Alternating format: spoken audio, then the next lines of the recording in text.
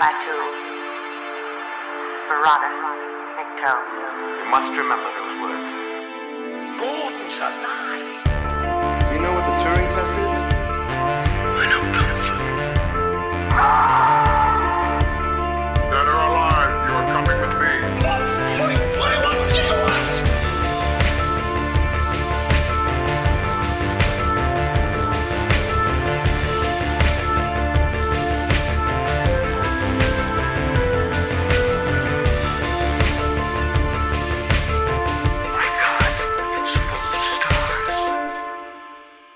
Ladies and gentlemen, welcome back to Stories Out of Time and Space. I'm your regular host, Scott Weatherly, and as always, I'm joined by Julian Darius. Julian, how are you doing? You okay? I'm doing okay. I feel like I might have to torture and kill someone just to get over the frustrations of this episode. Yes. Well, I'm ready to dredge up some family secrets and really dig into what my parents got up to before I was born. Yes, ladies and gentlemen, we're on to the second episode of season 6. Loch Henry. A young couple travel to a sleepy Scottish town to start work on a genteel nature documentary, but find themselves drawn to a juicy local story involving shocking events of the past. This is obviously all about murder and other things as well. First things first, before I do, this is shockingly so low tech. I think this is possibly the most low tech Black Mirror episode we've ever had, which I was kind of surprised about. But Julian, what were your initial thoughts then on Loch Henry? It's a decent episode. It's fine. It's fine. It's a thriller, right? And obviously, like we were talking about season 5 in the same way, that Brooker is looking to break out of the mold, right? And not repeat himself, which good for him, right? We've complained about some of those repetitions. He's aware of that. So this is just, a serial killer episode. This is, insomnia up in the Scottish Lakes region, I mean, it's fine.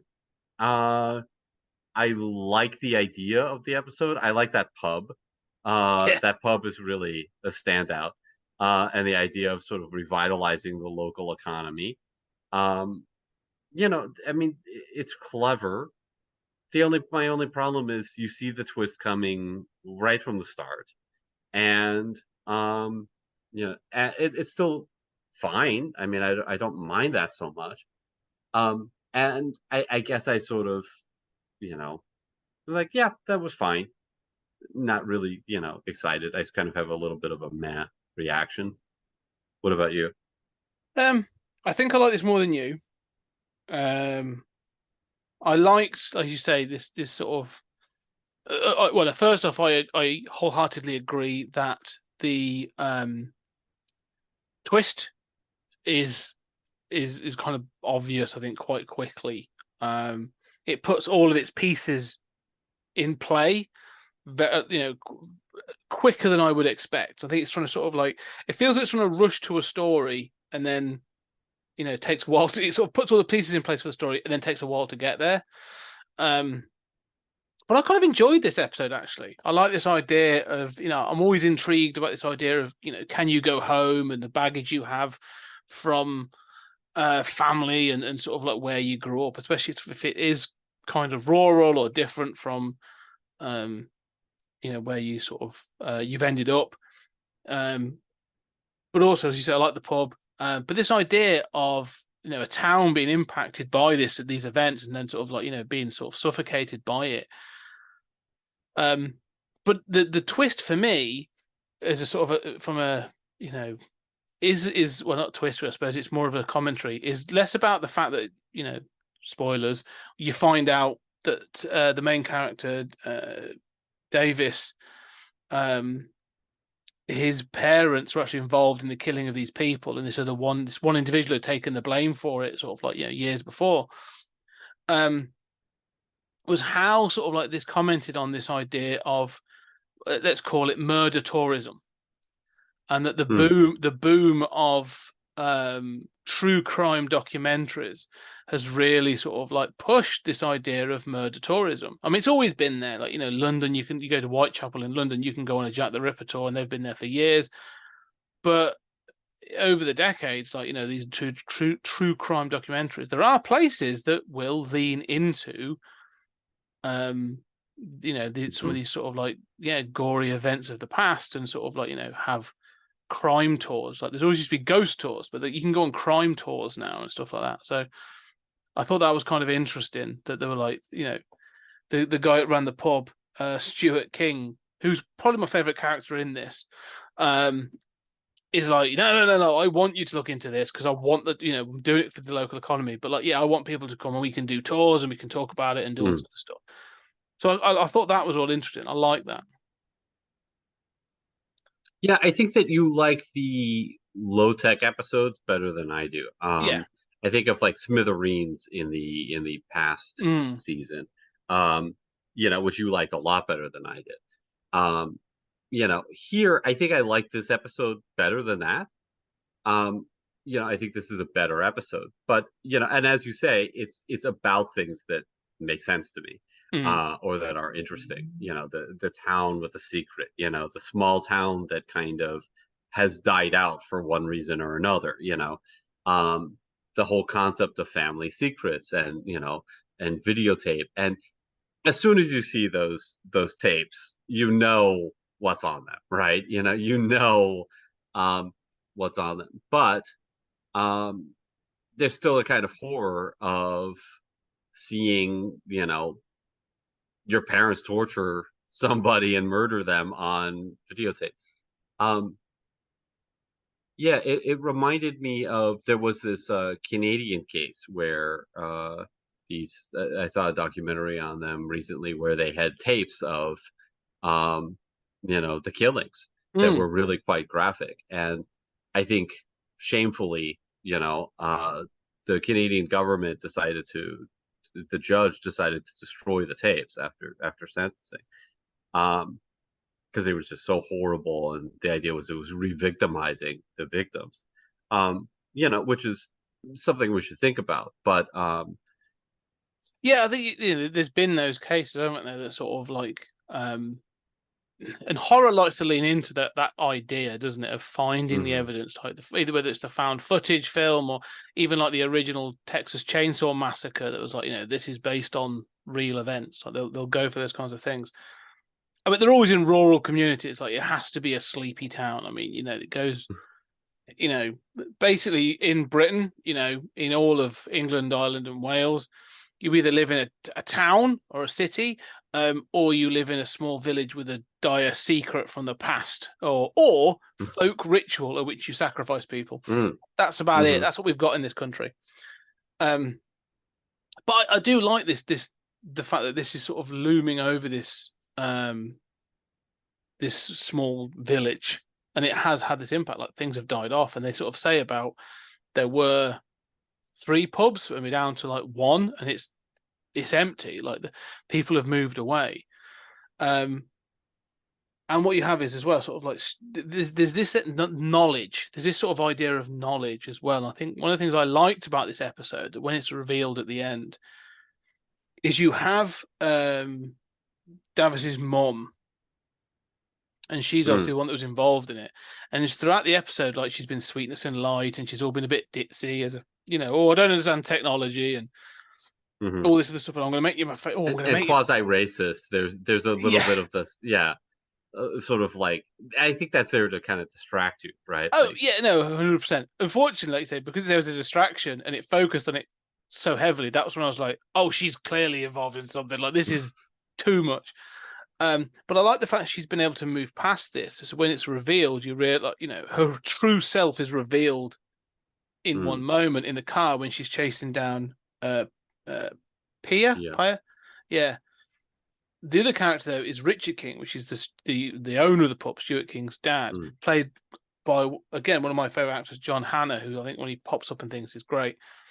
But this idea of, like, over the years, he's just become more and more alcoholic.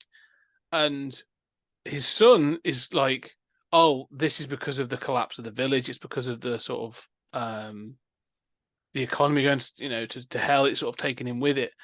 But there's also this knowledge of like he knows, like he was involved in a sex party with them, with the couple, Davis's parents, and he is like, story of my life. yeah. But he's like, but I like the fact that this idea in the story when he's like, no, what they got up to at that night, and then you heard this thing. I was like, he knew, and he's carried this with him for like 30 odd years, and it sort of ruined him. Well, also like the cop who was the father of Davis's father hung out at the pub too, and you see a shot of him with Aldair, with the killer. So it's like this wasn't a big secret, right? Like everybody saw the cop hanging around with the boy who was the killer, who later shot him and was exposed. So I mean, it does seem like this wasn't such a great secret, and I mean, I think it worked. I'm not complaining, really. I'm not saying, the episode is doing anything wrong here. But if you push on this too much, it very quickly becomes like, right, why are they inviting the pub owner to a sex party? Like it's a small village. There's only so many people you can invite. Yeah, I guess. But I mean, like if you're busy concealing your murderous, torturing and killing, maybe don't hang around in public with the guy you're conspiring with and invite friends over for bondage parties, I mean, I'm just saying. Yeah, no, I agree. Like, but what you find is though often in not in case like this, but in some of these cases when you do watch these true crime documentaries, that's exactly what they do. They'll be like, no one considered it, but then when you look back in retrospect, everyone goes like, yeah, no, it's bloody obvious now that I look at it. Like they were always together. There was always something going on. We just chose to ignore it because it was easier to not see it, kind of thing. So yeah, no, I can see what you're saying. Like, there's bits and pieces where I'm a bit like you say, it's a bit obvious, or it's a bit leading. But it's still one of the things I like about this episode, though, is it's sort of the build up in this episode. Although it's sort of obvious from early on, I do still think the build up to the reveal works.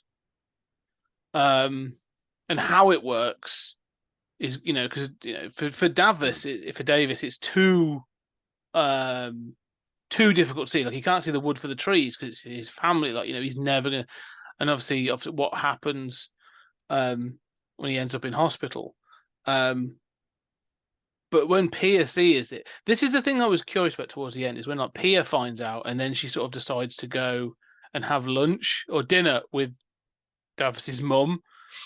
When I would have just been like, that's when I'd be like, no, I've got to go I'm feeling really sick. I've got to go and get some fresh air. And then I'd be calling the police and being like, I found all this evidence. That was the bit where I was just like, sitting down and seeing it all. Or seeing yeah. It's creepier because the mom has just made shepherd's pie, right? So it's like, what's in that? Yeah.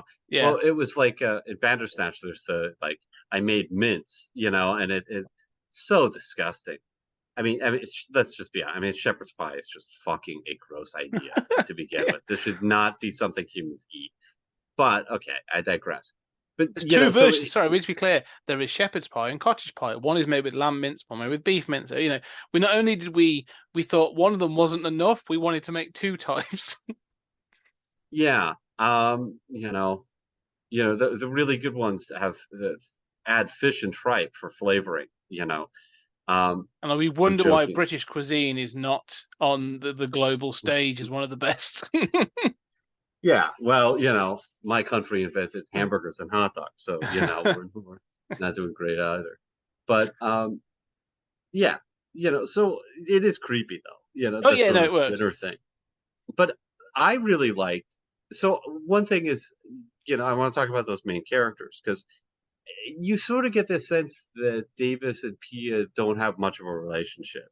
That they're just kind of they're together, but they're just kind of conveniently together, right? There's no great love there. And I like that, first of all, he looks like a filmmaker I know. Um, I mean, he is like possibly one of the ugliest actors I've seen. You know, I mean, like, do you watch Buscemi and say like he's too good looking for me to believe this part? We've got the actor for you. Yes. Um, yeah, I don't know. Perhaps I shouldn't be talking like this, but um, there it's an interesting couple. I do definitely relate to this kind of pressure of being in sort of film school and wanting to do your project, right? And of course, Pia is the one who says, your family is a great project, right? You're like 1 degree of separation away Mm. from this murder case, right? This is great. And I do like that. I do like that kind of setup. No, I agree. I like that, but this is this idea of like the family secret, isn't it? And you say about him being the films, and the actor's name is Samuel Blanken. You're Mm, right. Like he's got that gawky look, and he sort of look. He's the right age, and he sort of he looks nerdy. Like, and I love the fact he's trying to do this documentary about a guy who protects eggs, which is true, by the way. Like that, it's a true. They've taken that from the headlines. This guy is actually in the news. So I had mm, seen that. So I like the fact they were going to do this thing, but then Pia, I like the fact she clearly acknowledges. She was like, "Yeah, that's like that is a project that a bunch of documentary nerds are going to sort of be like, oh, well done, well done, well mm, done." mhm. But what you really want is that juicy story that's going to elevate you to the next, Right. take you into that next level. And so I was like, yeah, I completely agree. So spotting that story, as you say, the 1 degree of separation, like him being reluctant to do it, I can understand because it's putting his family in the limelight. Mm, And then that becomes a bit of um, it becomes a little bit too close to home. You sort of like, you're not selling out your family per se, but you're putting yourself on the spotlight. And it can be a bit, a bit nepotism kind of thing. Like, I don't know. It feels a bit. I can imagine that feeling a bit weird. mhm, Um, the issue, not the issue, but the thing I found bizarre at this point was the mother never tries to stop them. mhm. Like she plays a bit dumb about sitting in front of a camera and also thing about being questioned about it.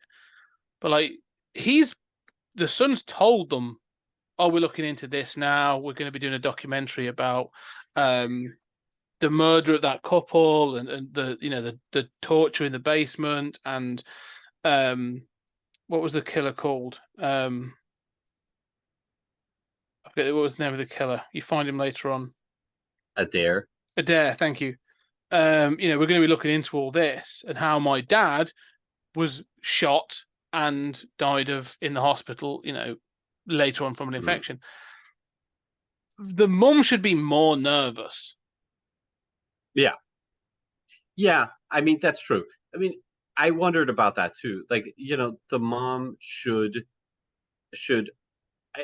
either be more nervous. I mean, especially with the mask at the end, I mean, she seems to have some real sociopathic tendencies, right? It was clear Mm. that she enjoyed doing this. Um, okay. So maybe she isn't nervous, but she's certainly, what's strange is that her motivation apparently is hatred of Adair because he indirectly killed her husband, right? Yes. And that they were a great couple, they should have had lots of years together, and Adair, this murderer boy, um, took her beloved away. Mm-hmm. And that seems to be her motivation for sitting down and speaking, however ineptly. Um, so your point is that she should be more nervous. That's true, but I also think, why is she so clearly filled with hatred for Adair? There's no version of this in which like Adair got in trouble, and so that was why like Adair is still responsible in a way. Like he's the one who blew the whistle and, it forced the cop to, do Intervene. all of this. And Mm. so, she does seem to have a real hatred for Adair as having, ruined their good time. Yes. And I don't know where that's coming from in the revised post-reveal narrative. No, but I think I agree. I agree, because it's sort of like when it's revealed, like it's clearly, it goes through and you find out what really happened on that night, that her husband was shot and stuff. And, it's very sort of like Scream-esque, isn't it? Sort of like, okay, I'm going to fake an injury so I can claim self-defense of, and I killed Adair, but he shot me and blah, blah, blah. So, yeah, you're right. It doesn't quite... she says about the lost years. She says at one point about sort of having to suffer through looking after her husband and all this other things. And I can understand maybe having to focus that frustration and grief and anger. But like you say, once the reveal is made and she sort of switches character, like, yeah, some of that feeling in the first half doesn't make sense.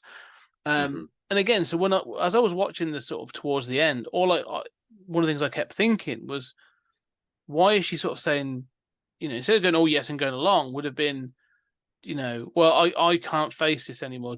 Stop dredging this up. Would have been the mom, should have been the other one. Like it should have been Stuart in the pub, amping him up, going like, you've got an opportunity to save this village. And him using him like your dad's. You've got to honor your dad or whatever. But the mum should have been like, stop dredging this up. It's hurt enough people, kind of thing, and trying to protect stuff. It just felt like there was no sort of guilt for doing this, which I thought should have been the tension that led to the reveal at the end. I don't know. Yeah, no, I agree with that.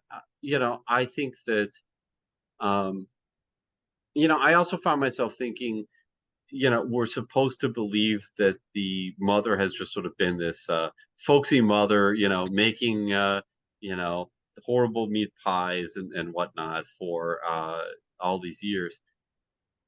And sort of hidden, she's maybe reminisced now and then and pulled down those tapes and whatnot. But why has she not gone out and was she not gonna go out and kill anyone ever again? Like she clearly enjoys this. Was this just like, like personally, I find that torturing and killing couples is something I enjoy with a partner, and it pairs well with a red wine, But if I don't have that partner and just the exact Pinot Noir, I just can't enjoy it anymore. I'll take a 30-year break, I find myself wondering, like, has she not done any crimes in these 30 years? Has Well, she that's not it. Like, missed this? I don't know. You're right. 100%. You're right, because it's sort of like she goes cold turkey and then just goes on with her life. Maybe there's this thing of she's gone back and watched those VHSs repeatedly. That's why she's kept them, and that's the only thing that sort of like she's been able to reflect and reminisce on that time and stuff. But you're right. But surely actually watching them would probably rekindle something where she's like, well, I've got to go out and kill someone now and do all that. I don't know, because they suggest as well, one of the things that's sort of that's actually suggested by Daryl Hannah, the dad, Hannah, when he's saying about the event that took place, the sex night, he suggests that she was the one, John Hannah, when he sort of talks about the evening where it sort of that made him suspicious of them. He says it was her that was heavily taking the lead, which, as you suggest, sort of, as you say, suggests that she's actually the one that sort of instigates all this. So for it to be cut off is kind of weird. Yeah, and that does recall that Canadian case I was talking about, where when they found the tapes, one of the problems was they had already struck a plea bargain with the wife, with the idea that the husband was the instigator and she was traumatized and everything. And then the tapes come out and she's actively instigating, rape and murder, right? I mean, these were not for the faint-hearted. So, So, I mean, it is clearly influenced by a bunch of mm. serial killer cases, but So let's talk about the implications of this then. So, obviously Davis is in hospital. It's Pia that sort of finds out, and is then tries to escape. The mother chases her down, and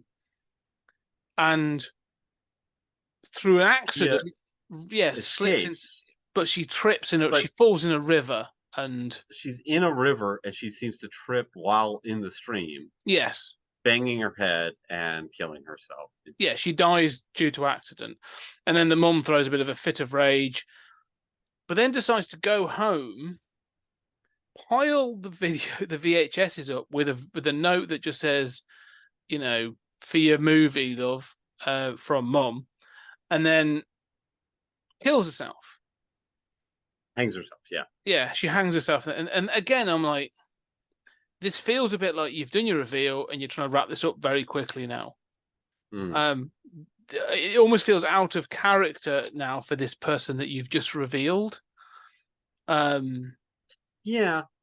Well, I mean, so actually, there's parts of this that I really like. Because I should say, there's parts that I hate. Yeah, we should say nobody else after Pia's death. Mhm. Nobody else knows. Like Davis Okay, still doesn't know at this point. That's true, but the mother doesn't know that Pia has died, so she assumes the jig's up, right? Yeah. I really hate this accidental death. Agreed. It just irritates me, and it's one of those things where, like, you could have somebody falling accidentally and dying in Tarantino. It reminds me, but it reminds me a lot of, the Jordan Peele movies, where it's just kind of like, okay, this is an accident. Also, she's the black character or the minority character. She's made a point about how she should talk to police. Earlier she was right. To shit talk to police. I mean, but to have her just kind of conveniently trip and fall and kill herself at this moment is very frustrating to me. But I love the mother and what she does, because she assumes the jig's up, right? She's kind of stoic about it. She's oddly stoic about it. But what you say that she's written this note, we only see her write FOR. And I think that the joke is, right, you think that she's going to write forgive me. Right. And then at the very end, there's this kind of charming denouement in which, the movie's basically been taken over. Right, it's on Streamberry. It's been taken over. It's not his directorial movie anymore. It's somebody else is using all of this footage, and so it's a big hit. But he's not the director, and it's just obviously killed his girlfriend, killed his family. His last, the town is happy with it, as represented by his buddy who runs the bar.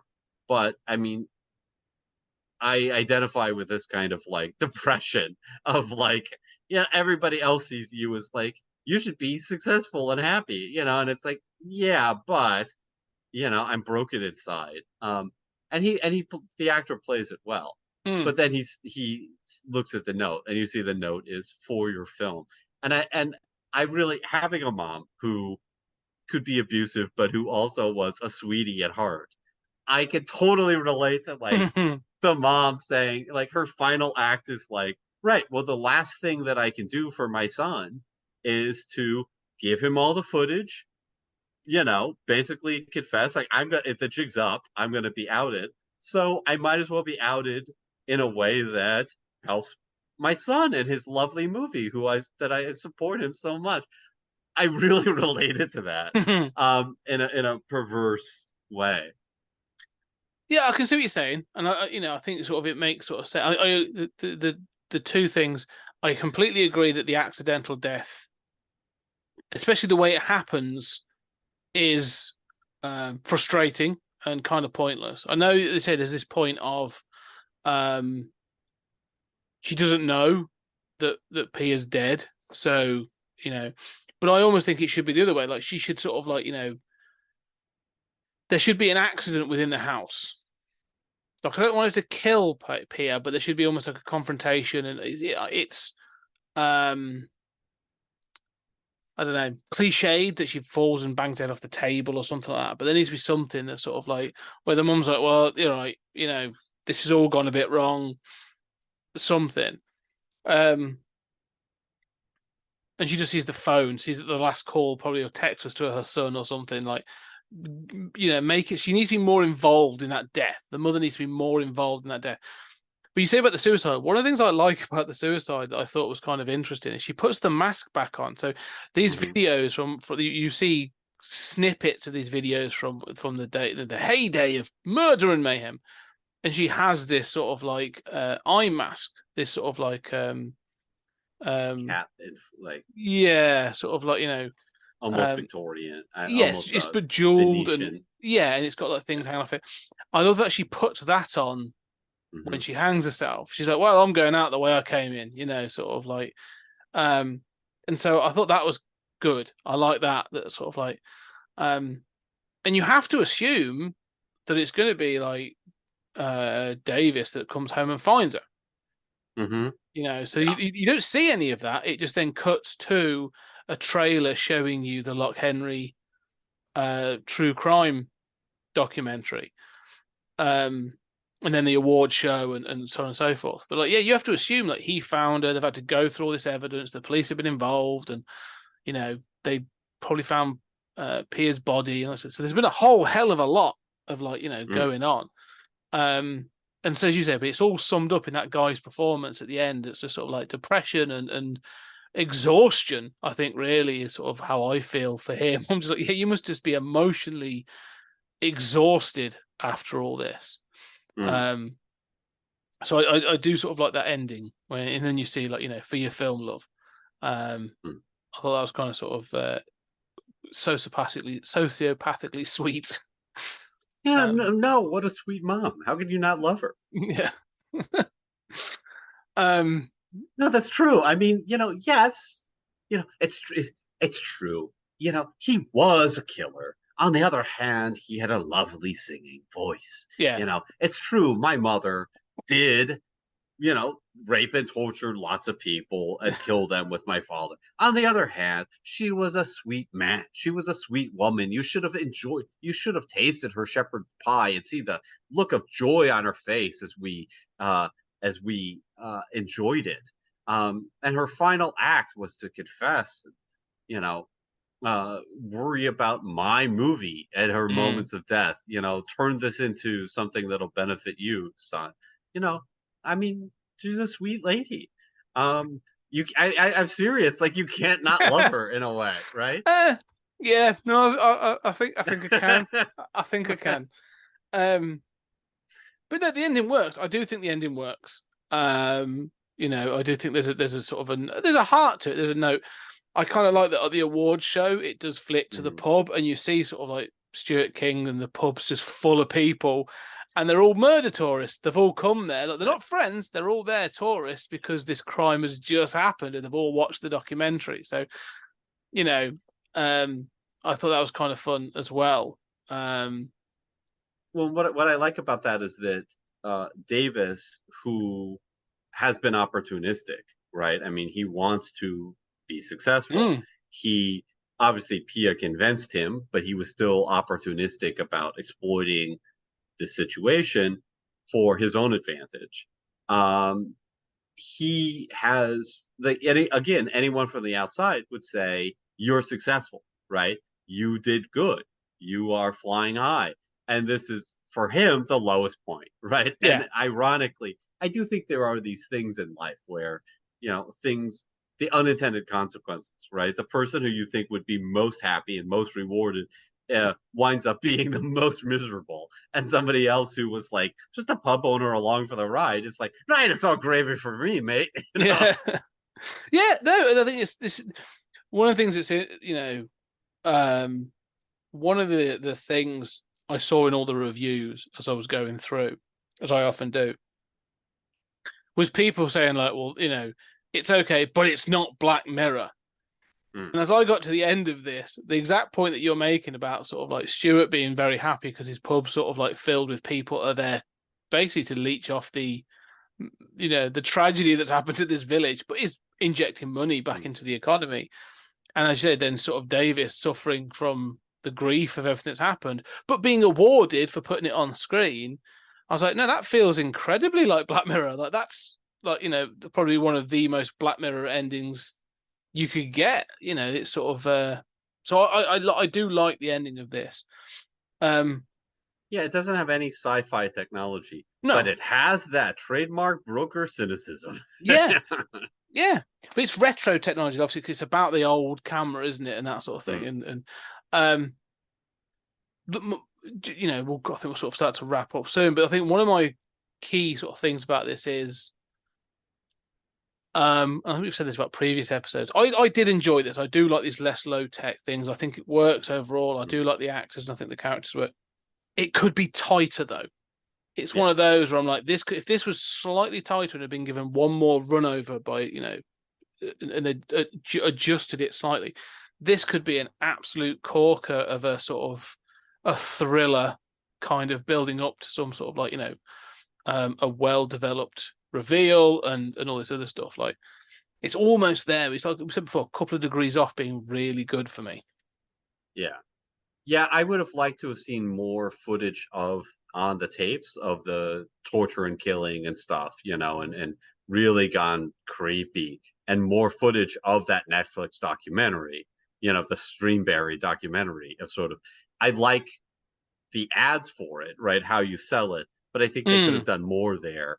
The other thing I just wrapping up, the other thing that I complain about is that Brooker is very good and the show's very good at those sort of time jumps, right? At like, okay, you don't need to see anything. In a weird way, they'll show you, and I think a lot of great filmmakers, a lot of great writers do this, where they'll show you in like exquisite detail certain aspects that you are sort of surprised. Why are we seeing this? And then they'll jump over other things. I think that, there's a case to be made for like, really the entire reason why anyone likes, Breaking Bad and Better Call Saul is that they show you in exquisite detail all the stuff that you never see, right? Yes. In just agonizing detail. But it's fascinating because, it's like, right, usually characters just kill somebody and the body's disposed of, right? Here we get so much detail, but we don't get finding the mother's body.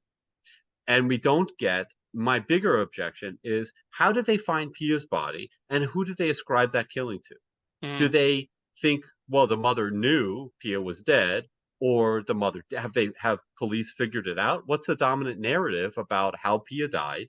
And what's the dominant narrative about why the mother killed herself? Because we know that she thought Pia had escaped. Okay, but all right. Let me put this to you then. Right? I have questions about that kind of thing. Yeah, because there's a big time jump between the mother suicide and obviously it jumps to the award show and stuff. Like, you could be talking 18 months really, if not longer. One of the things then, let me put this to you, considering how this, because this episode is what 56 minutes long, right? But there's episodes that are slightly longer. Could this have worked if it had almost a triple narrative?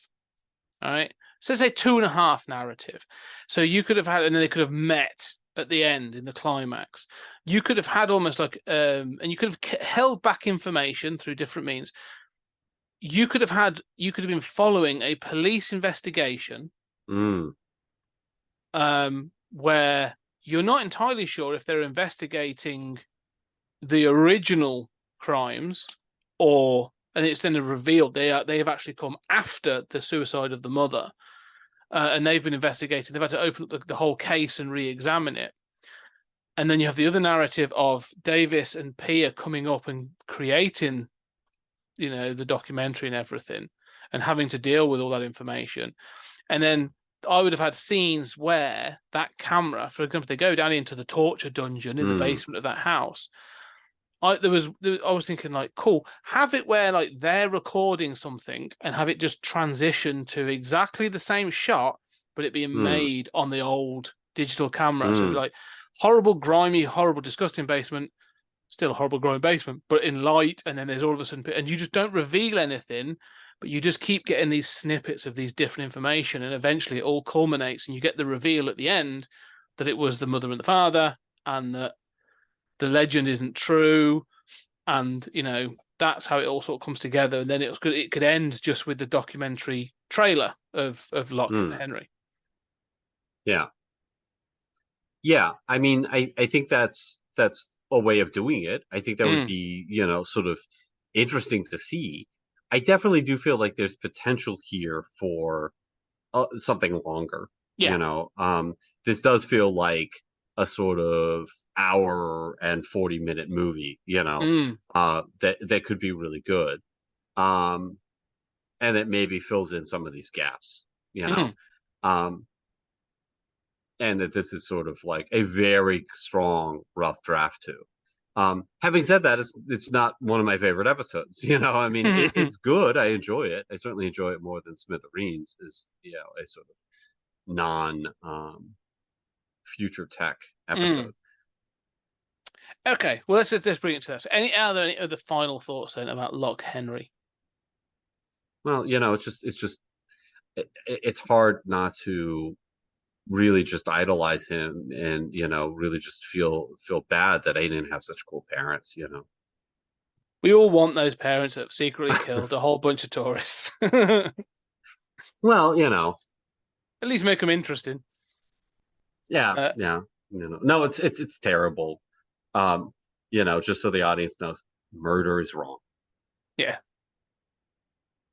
There are certain rules, but there's certain ways you can bend it. But maybe that's for a different podcast, a different episode. Anyway, ladies and gentlemen, if you let us know what your thoughts are. Do you like it? Do you hate it? Is it? Would you visit Loch Henry as a murder tourist after this information has been released? Let us know. Come find us at Pod Time Space on X, and also under 20th Century Geek on all the other social medias. And of course, if you really like what we're doing, leave a review. Let us know what you think about all this stuff we've been doing on Black Mirror and all the other films we've done. But then also, if you really, really like what we're doing, check out the Podbean. Check out the Patreon for all the other content that we've created. Trekking through the Twilight Zone, 30-minute thoughts, bonus stuff that we've done for the main feed, all those kinds of things. But for now, Julian, thank you very much. Thank you, Scott. And ladies and gentlemen, thank you very much, and we'll see you on the next episode.